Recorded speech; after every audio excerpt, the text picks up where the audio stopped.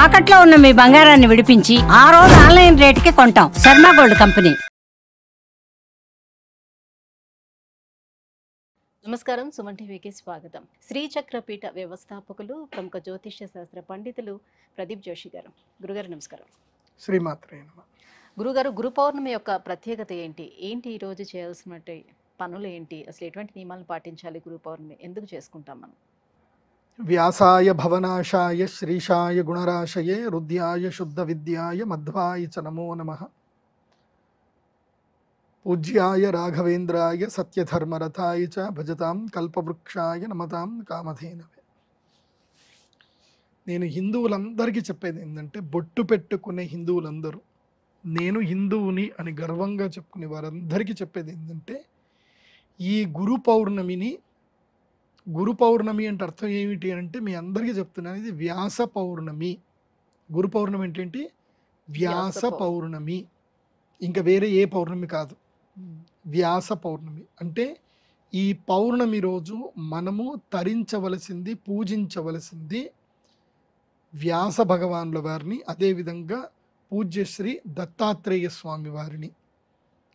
దాని తర్వాత ఆ పరంపరలో వచ్చినటువంటి శ్రీ గురు రాఘవేంద్ర స్వామి వారు, అదేవిధంగా ఇంకా ఎవరెవరి తమ తమ గురువులు, తమ యొక్క జీవితంలో లౌకిక గురువులు ఎవరు, పారమార్థిక గురువులు ఎవరు, వాళ్ళందరినీ మనం గౌరవించుకోవాల్సిన రోజు ఈరోజు.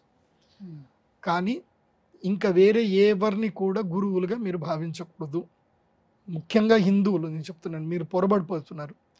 గురువు అంటే గుకారో అంధకారశ్చ త్రుకారస్తన్నివారక అంటే మనకి అజ్ఞానం అనేటువంటి చీకటిని పారద్రోలి మనకు జ్ఞానం అనేటువంటి శక్తిని ప్రసాదించేవాడే మనకు గురువు.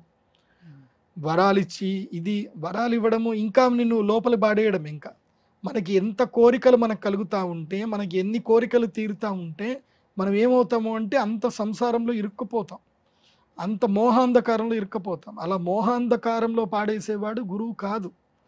నీకేం కోరికలని దాన్ని నేను తీరుస్తా అంటే వాడు గురువు కాదు. నీకు జీవితంలో ఏది కావాలో అది నేను ఇస్తాను అని చెప్పేవాడే గురువు. అలాంటి వారు పూజ్యశ్రీ గురు రాఘవేంద్ర స్వామి వారు. మనందరికీ వేదాలు ఇచ్చినటువంటి వారు వ్యాసుల వారు. వేదతత్వము, జ్ఞానతత్వము, పురాణాలు, మహాభారతము, అలాగే రామాయణం అనేటువంటి మహాకావ్యాన్ని ఇచ్చినటువంటి వాల్మీకి వారు, వీరందరూ కూడా మనకి గురువులు. సనాతన ధర్మంలో, ఆర్ష ధర్మంలో మనకి ఎంతోమంది గురువులు ఉన్నారు. సప్త ఋషులు మన గురువులు. అగస్త్యుడు మన గురువే, కశ్యపుడు, భరద్వాజుడు, వశిష్ఠుల వారు, ఇలా ఎంతోమంది గురువులు మనకున్నారు. అందులోనూ గురువులందరికీ ఆది గురువు ఎవరు అంటే జ్ఞానం మాహేశ్వరాదిచ్చేది. శివుడే మనకి ఆది గురువు, దక్షిణామూర్తి మనకి ఆది గురువు. మనకి శివుడిని మించిన దేవుడు ఎవరన్నా ఉన్నారా? శివుడిని మించిన గురువు ఎవరన్నా ఉన్నారా అంటే ఎవరూ లేరు. శివుడే ఆది గురువు. అలాంటి శివాలయానికి వెళ్ళండి ఈ యొక్క గురు పౌర్ణమి రోజున. కానీ ఇంకెక్కడ పడితే అక్కడికి వెళ్ళకండి. మనము సనాతన ధర్మ బంధువులము. మనకి సనాతన ధర్మం అంటే మనకి పురాణాలు ఉన్నాయి, మనకి ప్రమాణాలు ఉన్నాయి. అలాంటి మనం గురువుల దగ్గరికి వెళ్ళాలి. ఆషాఢ పౌర్ణమి రోజు చేయవలసిన మొట్టమొదటి నియమం ఏంటి చెప్తాను, జాగ్రత్త వినండి. ప్రతి ఒక్కరూ ఉదయాన్నే లేచి తలంటు స్నానం చేయాలి. చేసిన తర్వాత నీకు ఈ జీవితాన్ని ప్రసాదించిన మొట్టమొదటి గురువు ఉన్నారు. జీవితాన్ని ప్రసాదించిన ఒక మొట్టమొదటి గురువు, ఆవిడ ఎవరు అంటే మీ అమ్మగారు. మొట్టమొదటిగా మీ అమ్మ కాళ్లకు దండం పెట్టండి. పొద్దున్నే స్నానం చేసి మీ పూజ అంతా అయిపోయిన తర్వాత మీ అమ్మగారి కాళ్లకు దండం పెట్టండి. తర్వాత రెండవ గురువు మీ నాన్నగారు, మీ నాన్నగారికి దండం పెట్టండి. అందుకే సనాతన ధర్మంలో ఏం చెప్తారు అంటే మాతృదేవోభవ పితృదేవోభవ అని చెప్పారు. తల్లిదండ్రుల్ని గౌరవించినటువంటి వాడు నువ్వు ఎంత పెద్ద గుడి కట్టియు, ఎన్ని దాన ధర్మాలు చేయు, ఏవైనా చెయ్యు, అన్ని బూడిదను పోసిన పన్నీర్లాగా అయిపోతుంది, వేస్ట్. అమ్మా నాన్నకి మొట్టమొదటిగా రోజు పొద్దున్న లేవగానే దండం పెట్టాలి. వీలైతే కాళ్ళు గడగండి, అమ్మా నాన్నకి కాళ్ళు గడగండి. వాళ్ళ కాళ్ళు గడిగి ఆ నెత్తి మీద చల్లుకోండి. మా నాన్న నాకు ఆస్తి రాసే లేదండి, మా నాన్నకి ఎట్లా దండం పెట్టాలి, ఈ ఆలోచనలు వద్దు. ఇవన్నీ లౌకికం. మీ నాన్న ఆస్తి రాసి ఇచ్చిందా లేదా, మీ అమ్మ నీకు ఆస్తి ఇచ్చిందా లేదా, ఇవన్నీ లౌకికం. మీ అమ్మ నాన్నతో నీకు ఏ గొడవలు ఉన్నా ఆషాఢ పౌర్ణమి రోజు వాళ్ళ దగ్గరికి పోవాలి, కాళ్ళు గడగాలి, దండం పెట్టాలి. వాళ్ళు నీకు ఎంత ద్రోహం చేసిందో, నీకు ఎంత ఫీలింగ్ ఉన్నా వాళ్ళ కాళ్ళు గడిగి దండం పెట్టాలి. ఇది నియమం. ఇది పౌర్ణమి రోజున, ఆషాఢ శుద్ధ పౌర్ణమి రోజున ఇది నియమం. మీరు ఆ పని చేయండి, వాళ్ళకి మీరు మీ మీద ఎంత కోపం ఉన్నా ఒక్క రోజు టక్కన ఎగిరిపోతుంది. చూడండి, తల్లిదండ్రులకైతే పోతుంది. ఎన్ని కోపాలున్నా ఏదున్నా తల్లిదండ్రుల మీద ద్వేషం పెట్టుకోకూడదు. ఇది బాగా గుర్తుపెట్టుకోండి. ఇది మొట్టమొదటి ప్రధాన సూత్రం. ఆ తరువాత మీకు విద్య నేర్పించిన గురువు ఉన్నారు. ఇవాళ ఆషాఢ పౌర్ణమి, తప్పకుండా మీకు విద్య నేర్పించిన గురువు, అంటే లౌకిక విద్యలు నేర్పించిన గురువులు ఎవరున్నా సరే వాళ్ళ దగ్గరికి వెళ్ళి వాళ్ళకి ఒక కండువ, ఒక మంచి ధోతి లేదా ఒక ప్యాంటు షర్టు క్లాత్ ఏదైనా మంచిది తీసుకొని వెళ్ళి ఇవ్వండి. కొంతమంది ఏం చేస్తారంటే వెళ్ళేటప్పుడు ఇట్లాంటి శాలువలు తీసుకొని వెళ్ళి ఇస్తారు. ఈ శాలువలు చలి ఆపవు, ఏంది చలి ఆపవు, తుడుచుకోవడానికి పని చేయవు, దేనికి పనికిరావు. మెరిసే శాలువలు ఇవ్వకండి, అవన్నీ ఫోటోలు దిగడానికి తప్ప పనికిరావు. మెరిసే శాలువలు కప్పకండి. మంచి కాటన్వి కశ్మీర్ శాలువలు దొరుకుతాయి, అలాంటి శాలువలు కప్పండి. అవి చలాపుతాయి, కనీసం అవి ఎప్పుడైనా అవసరం పడితే నీకు చుట్టుకోవడానికి కప్పుకోవడానికి పనిచేస్తాయి. సో కశ్మీర్ శాలువలు కప్పండి. తప్పకుండా ఒక ధోతి, కండువ, వాళ్ళ భార్యకి ఒక చీర, ఇవి ప్రతి ఒక్కరు వెళ్ళి ఇవ్వాల్సిందే. మీరు 10th క్లాస్ పాస్ అయిన వాళ్ళందరికీ చెప్తున్నాను, 10th లోపల ఉండేటువంటి వాళ్ళకి అవసరం లేదు, అంటే వాళ్ళకి అంత శక్తి ఉండదు, ఉన్నా ఇవ్వండి. 10th క్లాస్ పాస్ అయిన ప్రతి ఒక్కరు కూడా తమకి 10వ తరగతి పాస్ అయిన గురువులు ఎవరైతే ఉన్నారో అక్కడ వాళ్ళని వెతుక్కుంటూ వెళ్ళి వాళ్ళకి ఇవ్వండి. వాళ్ళకు ఒక ఆనందం ఉంటుంది. ఎందుకోసమంటే నేను ఒక టీచర్గా నేను ఆల్రెడీ పనిచేశాను, లెక్చరర్గా నేను దాదాపు 5 ఏళ్ళు పనిచేశాను. నాకు తెలుసు ఒక లెక్చరర్ ఎంత కష్టపడతాడు, ఎంత సంపాదిస్తాడని తెలుసు. టీచర్కి రోజంతా నిల్చుంటాడు ఆయన, రోజుకి 8 క్లాసులు ఉంటాయి. నాకు శ్రీ చైతన్యలో నారాయణలో జాబ్ చేశాను నేను. 8:20కి వెళ్ళి క్లాస్లో నిల్చుంటే ఈవినింగ్ 6 వరకు 8 క్లాసులు ఉండేటివి. మొత్తం 16 సెక్షన్లు, 8 క్లాసులు. అంటే వారంలో 3 రోజులు కొన్ని సెక్షన్లు, 3 రోజులు కొన్ని సెక్షన్లు చెప్పాలి. ఇంగ్లీష్ టీచరు నేను మేమిద్దరం క్లాస్ ఎక్స్చేంజ్ చేసుకుంటాం అన్నట్టు. మమ్మల్ని ఇద్దరు మొగుడు పెళ్ళాలనేవాడు క్లాస్, మొత్తం మీరిద్దరు మొగుడు పెళ్ళలాగా క్లాసులు పంచుకుంటారని చెప్పి 8 గంటలు నిల్చుంటే ఆ క్లాసులు చెప్పినాక ఇంటికి వెళ్ళి పడుకుంటే అసలు ఎట్లా నిద్ర వచ్చేదో, గొంతంతా నొప్పిలేసేది. అలాంటిది ఒక టీచర్ కష్టం అర్థం చేసుకోండి. మళ్ళీ శాలరీ చూస్తే నెల తిరిగేసరికి ఒక 12,000 వచ్చేటివి. దాంట్లో అద్దె కాస్త 5,000 ఎగిరిపోయేది, 7,000 శాలరీ మిగిలేదు. దాంట్లో బైక్ ఈఎంఐ కాస్త 4,000 ఎగిరిపోయేది, ఇంకో 4,000 ఉండేటివి. ఆ 4,000 తోటి కూరగాయలు కొనుక్కొని తినేది. మళ్ళీ నెల అయ్యేసరికి అయిపోయేది. తీరా ఏం సాటిస్ఫాక్షన్ ఉందిరా అంటే స్టూడెంట్స్ వాళ్ళందరూ సార్ అని ప్రేమగా ఒక గౌరవంగా మాట్లాడిస్తారు కదా, అదే ఎనర్జీ. నిజం చెప్పాలంటే అంతకు మించిన ఎనర్జీ ఏముండదు. ఆ స్టూడెంట్ టీచర్ రిలేషన్షిప్ అనేది అది చాలా అద్భుతమైన రిలేషన్షిప్, అది ఒక ఆనందాన్ని ఇస్తుంది.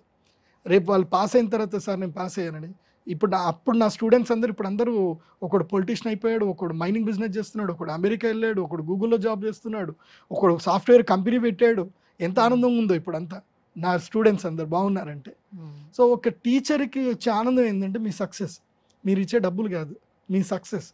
ఆ సక్సెస్ నేను పొందాను గురుగారు అని చెప్పి హ్యాపీగా ఒక ధోతి ఇంత స్వీట్ చాలు. వాళ్ళ డబ్బులు కూడా మిమ్మల్ని అడగరు, మీరు ఇచ్చినా తీసుకోరు కూడా. సో మీరు గురువులకి వెళ్ళి సన్మానం చేయండి. ఆషాఢ పౌర్ణమి రోజు మనకి నిజమైన గురు పౌర్ణమి. మనకి జ్ఞానం ఎవరైతే నేర్పించారో ఆ గురువుల్ని తప్పకుండా కలవాలి. అది 3వ నియమం. మొట్టమొదటి తల్లి, తండ్రి, గురువు. ఆ తర్వాత మనకి ఇక ఈ జీవితాంతము తోడుండేవాళ్ళు, అంటే జన్మాంతరంలో తోడుండే గురువు ఒక ఆయన ఉన్నారు. ఆయన ఎవరు అంటే దేవదేవుడు శివుడు. దేవదేవుడైన శివుడే దేవుడు. సో శివాలయం వెళ్ళండి. గురు పౌర్ణమి రోజు ఎక్కడికి వెళ్ళాలి?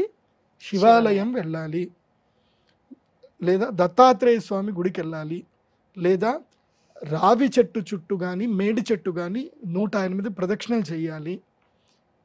మీకు వ్యాస భగవాన్ అంటే అక్కడ బాసరికి వెళ్ళండి. బాసరికి ఎవరు? సరస్వతిదేవి అమ్మవారి దగ్గరికి వెళ్ళండి. ఇదే మీరు పని చేయాల్సింది. వెళ్ళి ధ్యానం చేసుకొని ఓం ద్రాం దత్తాత్రేయాయ నమః.